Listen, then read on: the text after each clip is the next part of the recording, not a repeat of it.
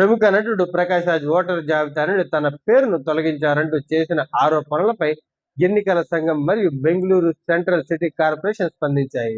కర్ణాటకలో జరుగుతున్న ప్రత్యేక సమగ్ర సవరణ ప్రక్రియ ద్వారా ప్రజల ఓటు హక్కును అన్యాయంగా లాక్కుంటున్నారని, ఇందులో భాగంగానే తన ఓటును కూడా తొలగించారని ప్రకాష్ రాజ్ సోషల్ మీడియా వేదికగా ఒక వీడియోను విడుదల చేస్తూ తీవ్ర విమర్శలు చేశారు. ప్రభుత్వ విధానాలను ప్రశ్నించే వారిని లక్ష్యంగా చేసుకుని ఇలా ఓట్లు తొలగిస్తున్నారని ఆయన ఆరోపించారు. ప్రకాష్ రాజ్ ఓటును పూర్తిగా తొలగించలేదని, అయితే ఆయన శాశ్వతంగా చిరునామా మారినట్లు గుర్తించి ఆ జాబితాలో చేరినట్లు ఎన్నికల సంఘం మరియు బెంగళూరు సెంట్రల్ సిటీ కార్పొరేషన్ స్పష్టం చేశాయి. ఓటర్ల జాబితా సవరణలో భాగంగా booth level officer Prakash Raj voter ఐడిలో పేర్కొన్న శాంతినగర్ నియోజకవర్గంలో అడ్రస్ లో విచారణ జరిపారు. అయితే గత 4 ఏళ్లుగా ఆయన ఆ అపార్ట్మెంట్ లో నివసించడం లేదని పక్క వారితో పాటు ప్రాపర్టీ మేనేజర్ ఫ్లాట్ యజమాని ధృవీకరించారు.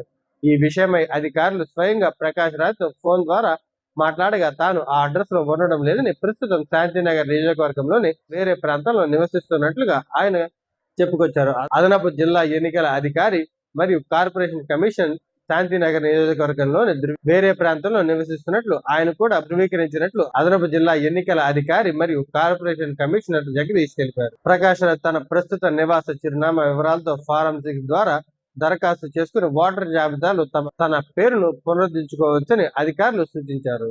నిబంధనల ప్రకారమే ఈ ప్రక్రియ జరిగిందని, ఓట్ల జాబితాను పారదర్శకంగా ఉంచడానికి ఎస్ఐఆర్ చేపడుతున్నామని స్పష్టం చేస్తూ ప్రకాష్ రాజ్ చేసిన ఆరోపణలు వాస్తవం కాదని తేల్చి చెప్పేశారు.